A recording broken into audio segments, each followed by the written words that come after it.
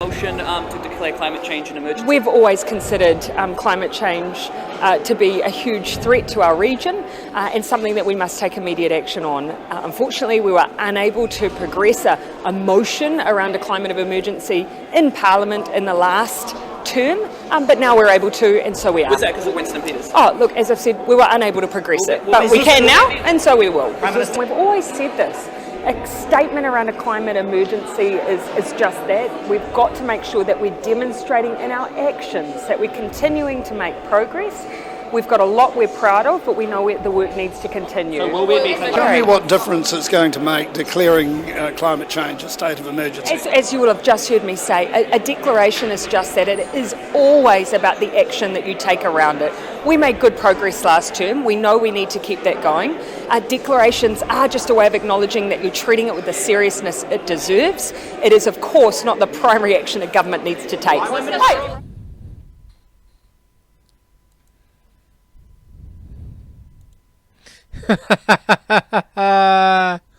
What? Why you didn't declare that earlier? Wow. Why you didn't done that? Why you didn't declare that? Well, hello people.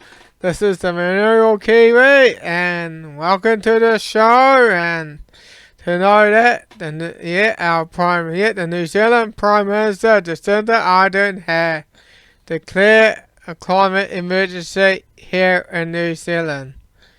That means bringing forth communism to the country. Because it's green, but it's weird inside. Well, let's move on to the next one here.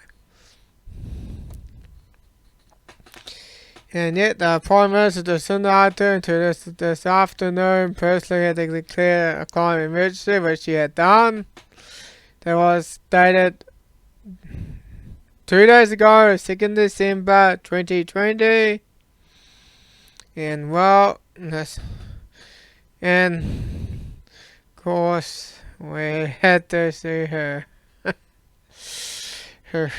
hideous that PR fake smile. And of course, it says get set go. Labour's planned big spirit of New North before Christmas. Well, I don't like the sound of that because she had declared climate emergency, and yes, she's going to pass new laws that's going to say you can't speak out, that you can't criticise the man-made global warming. You can't do that. We're starting doing that now.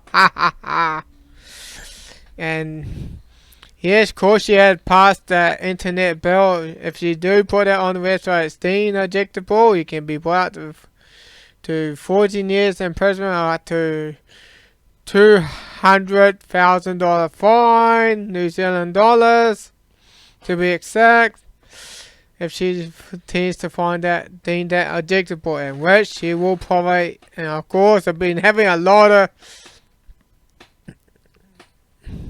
controversial pages and posters that I actually deem ejectable. Boy, oh boy.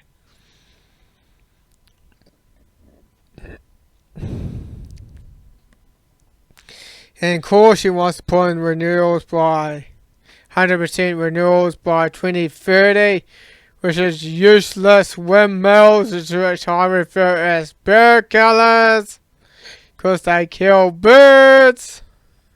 Oh, get those blasted and that smile. Yeah, that smile. So everything's all going good. Yep. It is.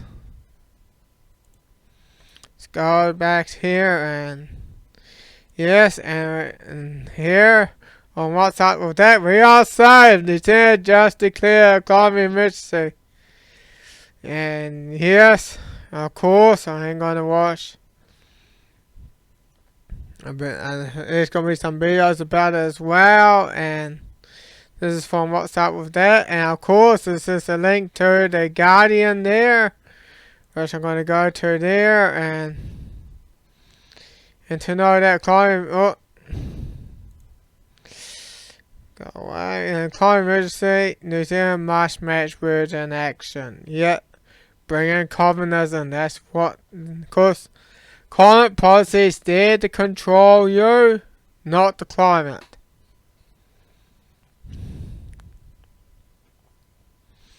And of course, going along with the Paris Agreement means limiting the warming by well below 2 degrees, saying that this is all a bunch of bollocks. Fair ambition climate actions, which is there to bring in communism. You know what I told you, it's green, but it's weird inside. That's why I refer as the watermelon. Of course, it's all about Agenda 2030, yeah, and it's just going to that. Addressing the climate emergency and advancing the Agenda 2030 through singular emotion transaction. Yeah, Agenda 2030, people, there it is.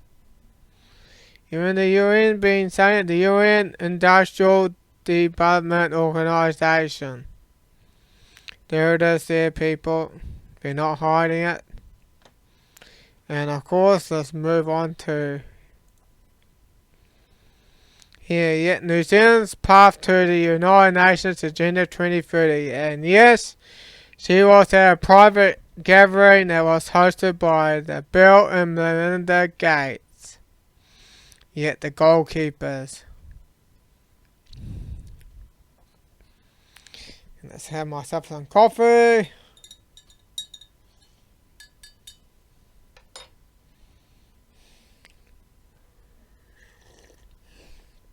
I hope you know I might burn my mouth so I'll be laughing.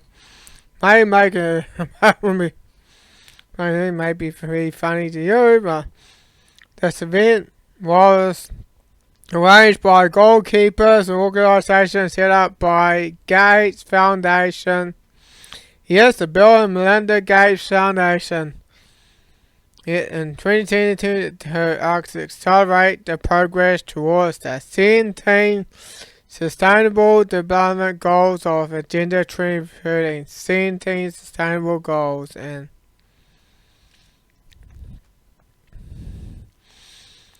of course, it's all about Agenda 2030, people, to get us off our land and to jam-packed cities. That's what socialism is all about. They never achieve what they are saying. They always tend to take away property, wealth, and a lot of other things, including freedoms. And socialism always fails. It never works. And they always still try and think it's going to work, but it never works. Jacinda Ardern, communism never works. Why are you still trying that? Haven't even looked back to history prior, but you're still trying thinking, oh, I know it never worked, but we're sure we got to give it another go. Yeah, good grief. And of course those ads, unskippable ads.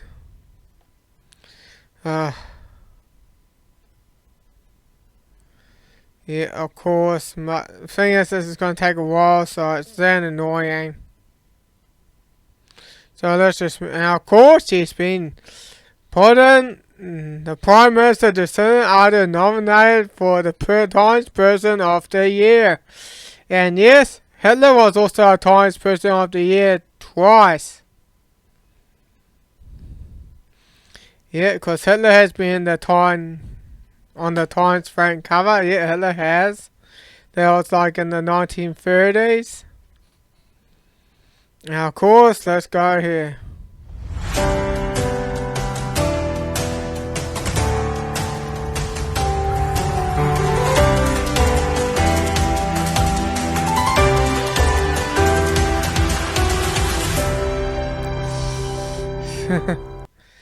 Let's just say cast your vote. Of course they're going to be voting for that Jacinda, what profound leadership she has done for New Zealand.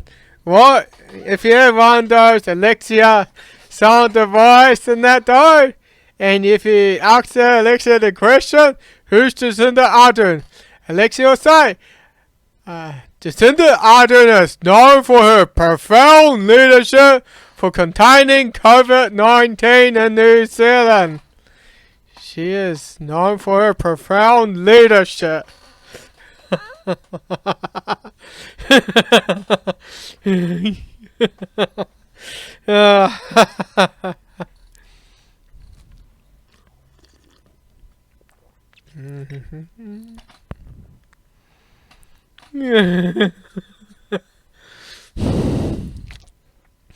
Oh, let's get away from there because that smile's starting to freak me out.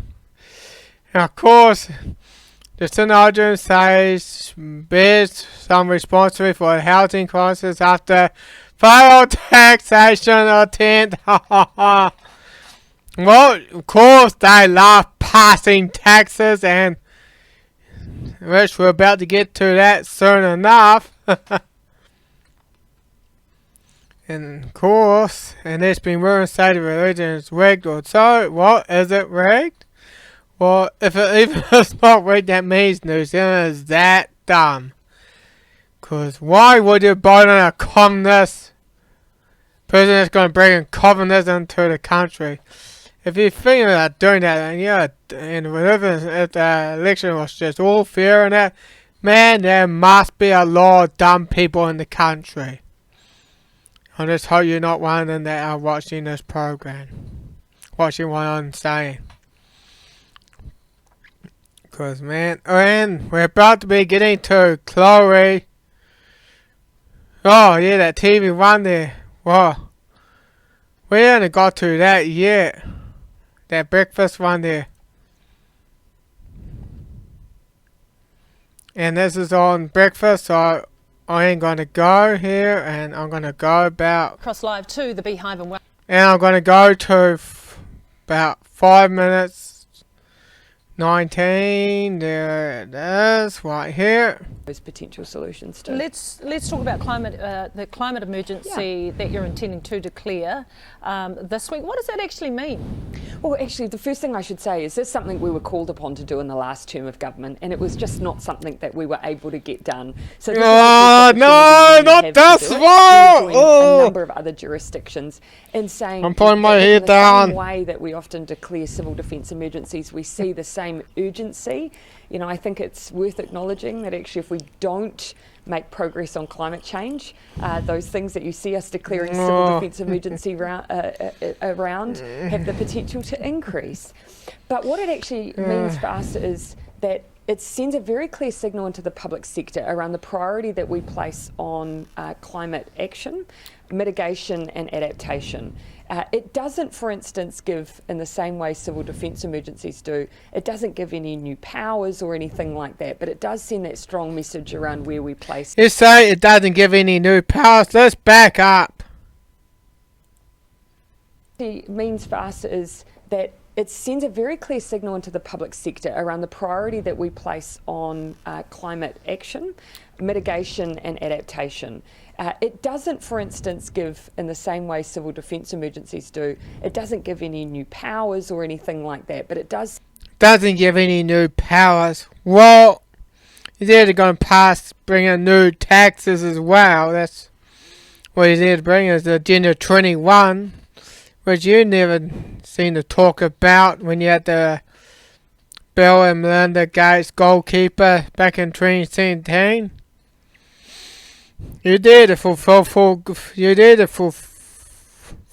the UN Agenda 2030. You did to fulfill their goals. So you're out there, Ardern, and of course you're going to be passing new laws. You're going to be passing laws that's going to like say, oh no, you cannot question man-made global warming. You cannot question my taxation. It's going to come to that sooner or later, while she's still in office. Send that strong message around where we place our priorities as a government.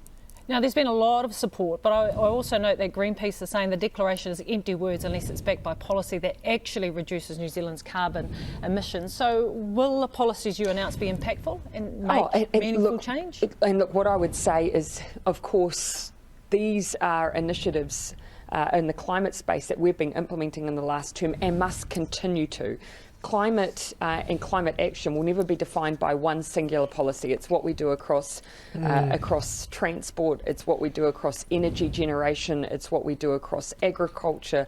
In each of those areas we've made significant commitments. You know, just to give you one example, we want New Zealand to move forward its timetable for being 100% renewable in our electricity generation. Yep, bringing those useless windmills. And to know bringing solar, which is no good on a large scale. So all us to get us to stop using those coal-fired power plants with the energy that does work. They want to get us off those power sources that with energy that does work with those useless wind, solar. Solar is not great on a large scale. Man, oh man. We want to change the way that our big energy users are creating energy, getting away from coal boiler use. All of that we're already making progress on in this term, having just come back into government. So we haven't waited for a declaration to do that work.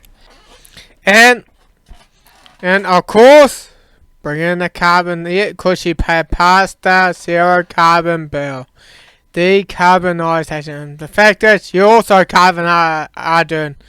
And me, I'm also carbon. Everyone's carbon. There's a lot of carbon-based life forms on this planet. And of course, we're going to another woman there as well. Chloe Shorbrick. So, and which we're going to be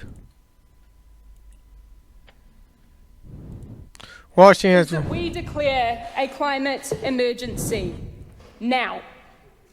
We have a responsibility to tell the truth as representatives of this country. The least that can be expected of a House of Representatives with access to science, research and evidence. Yeah, you want to see the evidence, Chloe? I got that iron showing it right here. And tonight, she's in the watermelon party. Yes, the attack of the watermelons. And she's in the watermelon party. Right, it's called the Greens Party. The reason why I call it the watermelon, yes, it's green, but it's weird inside. Yeah, it's weird inside.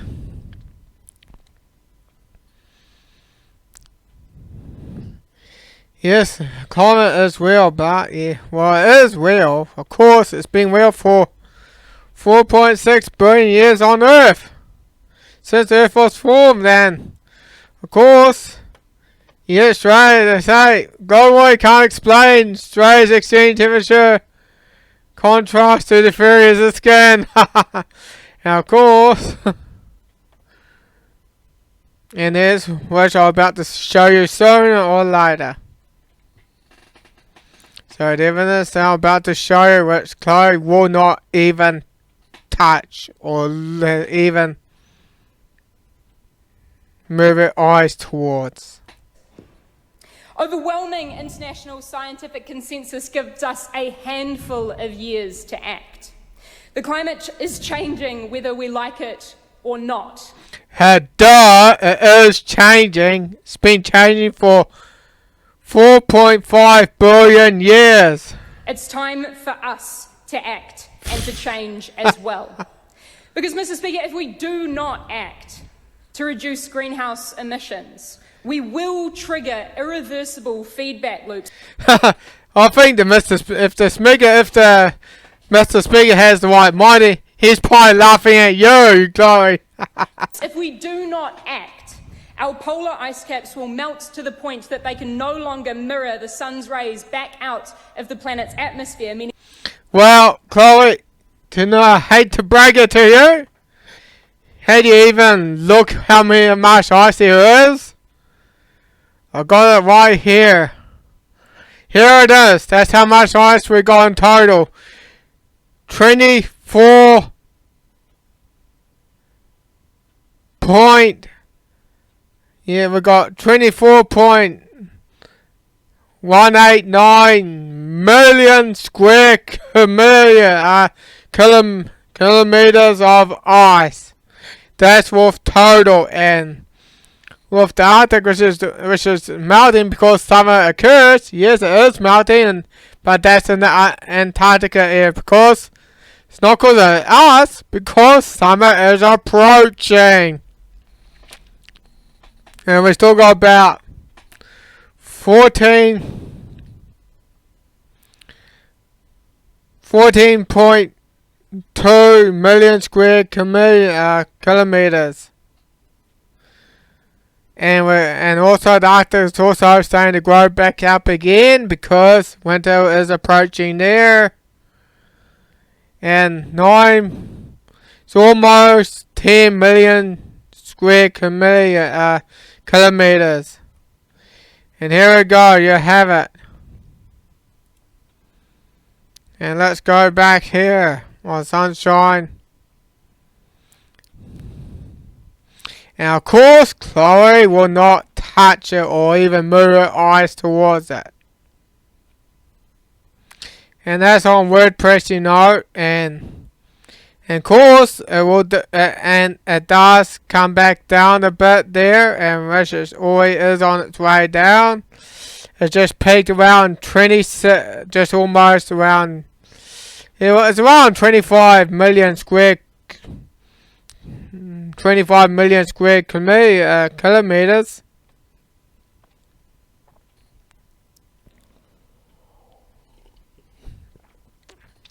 And of course, and on the sea thickness and volume, you can see it's growing over in the Arctic area. It's growing.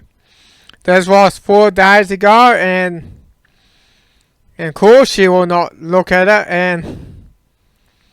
And to know, Greenland's not melting. You can know. It's all gaining ice. But then it all melts when June comes, when it hits summer over there. But then it only lasts a short time. But Chloe will say to me, "Hey, Matthew Miller, Greenland's icy. Nah, I see more blue than red. You probably won't even look at it." Yes. Yes, so I looked at the evidence, Chloe. Have you? Meaning more heat is retained, and those ice caps mount more, and more sun's rays are continued to be contained within our atmosphere. Because that's in the Antarctica. Of course, summer is approaching, but in the Arctic area, it's growing back because winter is approaching. If we do not act, this planet will continue to exist, but we won't. She's a doomsday. Mr. Speaker, this is the science. He's laughing at you. If politicians in this House don't trust me, they can listen to the United Nations International Panel on Climate Change. Which is horseshit. Because they know that... they don't trust international scientific consensus. They can listen to the more than 50 New Zealand scientists who sent all of us an open letter calling on this Parliament to declare a climate emergency. And if they don't trust the literal science, then they can look inside their own caucuses. Because every political party in this Parliament has said that they accept the fact of climate change. And the fact is, the truth is, that it requires urgent action. No, it doesn't. The action you want to put is to bring in a communist dictatorship. And to bring in new taxes. But then Chloe will say to me, "Matthew Miller, shut up and pay your taxes." And to know that... And yeah, which is we're about to get to that soon enough, and I'm about to go to Heather. And yet, climate change is not the biggest emergency New Zealand is facing, of course it isn't. Which I'm about to watch that. Heather Duplessis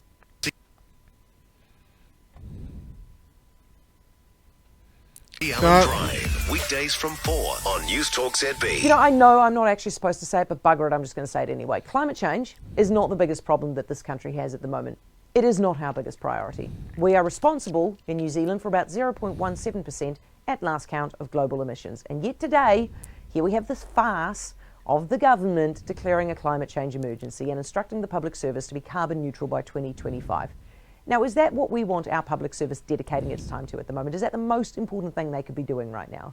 Meanwhile, another important news, we have a report out today that says that 1 in 5 kids in this country live in some form of poverty, and it's going to get worse because of COVID-19's economic impacts. And earlier this week... Yeah, and yes, of course. Yes, of course, because with that COVID-19, with the lockdowns and that, boy, that does have a strainer economy, and if we do face some more lockdowns, yes, we are. New Zealand's gonna be in a lot of shit, and yes, of course, our debts, like we are close to bankruptcy.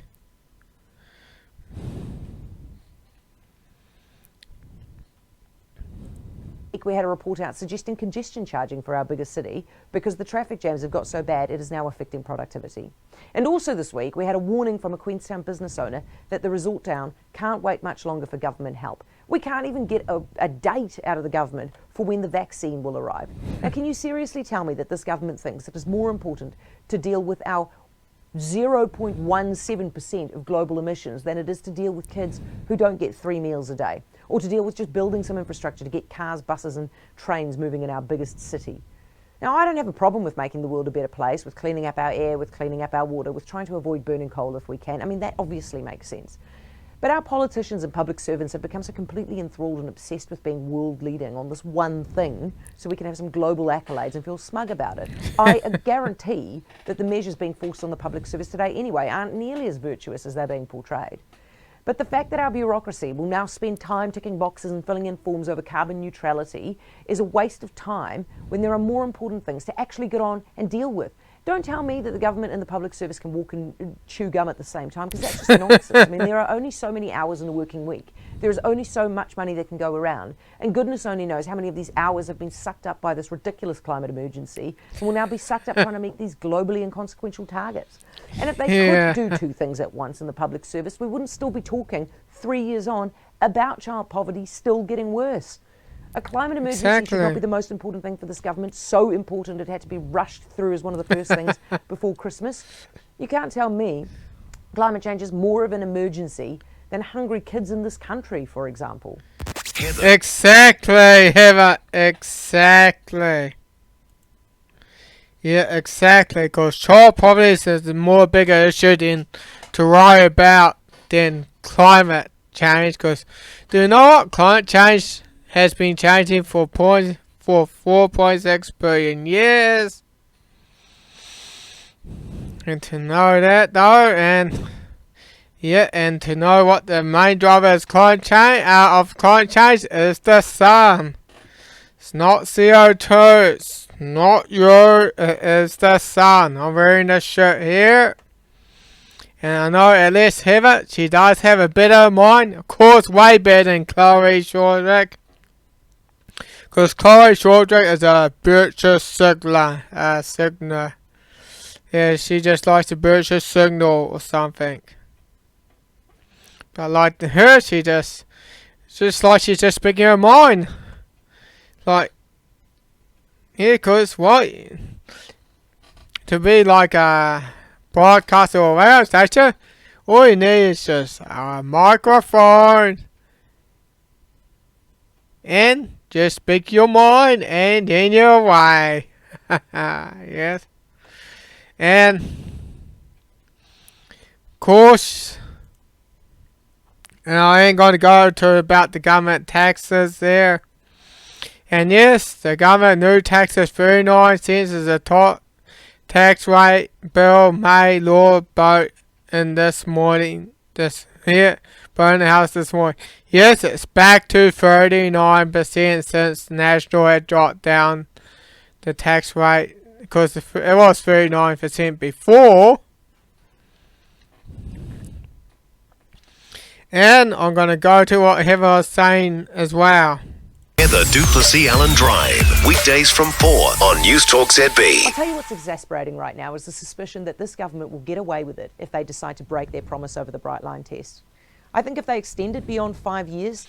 Well, yeah, of course they'll get away with it as long New Zealand remain complacent.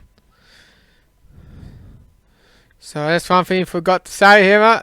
As long as New Zealand remain more complacent. Despite only 3 months ago promising that they wouldn't, that broken promise will probably be ignored. I just find that so hard to stomach, because is that how easily we tolerate a complete lack of integrity? 3 months ago, Grant Robertson could not have... Oh man, we've been tolerating it in that government with lack of integrity for a long time. Probably since the New World, since the people that's in the... since the D state's been taking control of New Zealand, since probably even last century or so. So let's just continue. Have been any clearer. On the 9th of September, he released Labour's election tax policy, and it was just 39% income tax on income over $180,000. Over $180,000. Wow.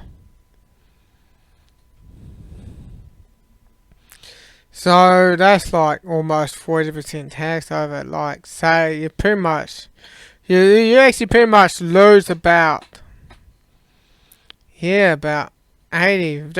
around close to 80,000. Well, that's just my guess.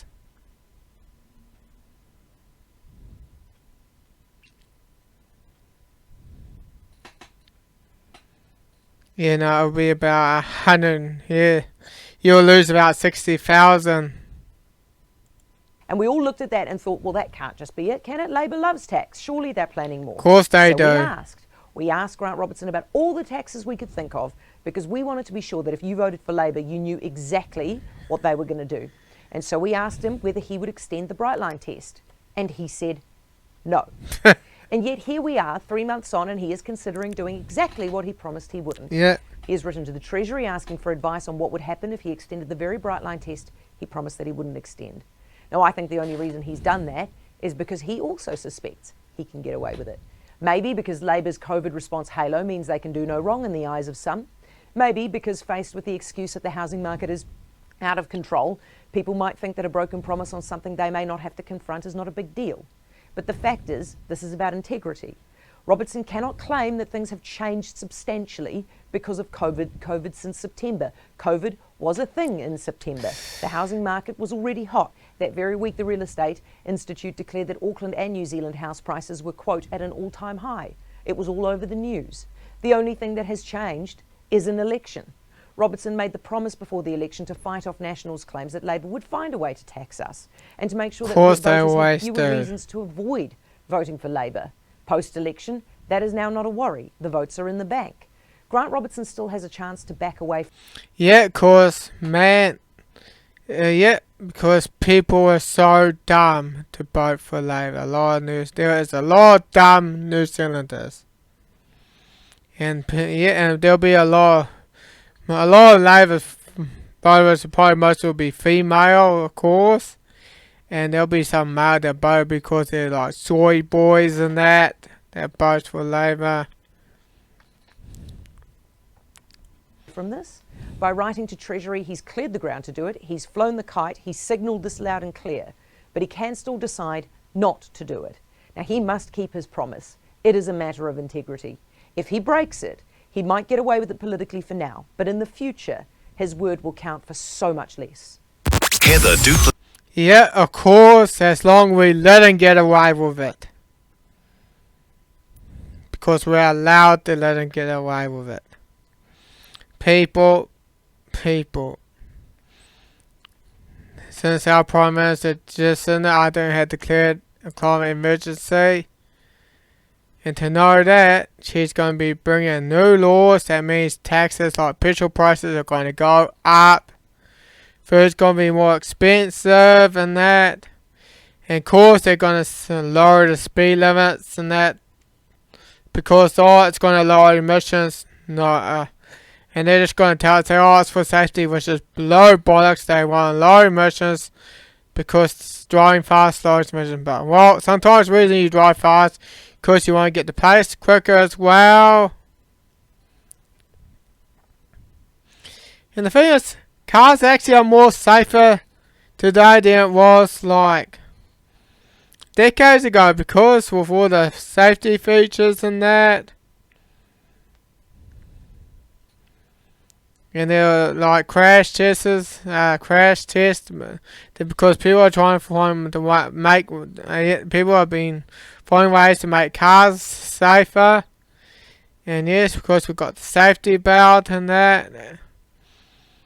And you just gotta really because there's only two tips to how to drive safety. It's just drive carefully and courteously, and drive to the conditions. So that's true. Drive to the conditions. And also, don't go faster than you actually need to. And that's what I gotta say for now.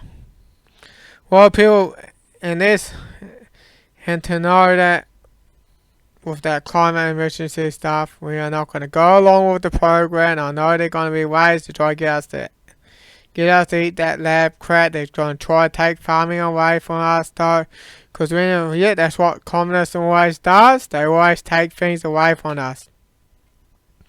They never give us anything. They just take. That's all always do. Of course, when we have a socialist government, that always leads to communism. Because socialism means they want to get rid of our poverty and that, though.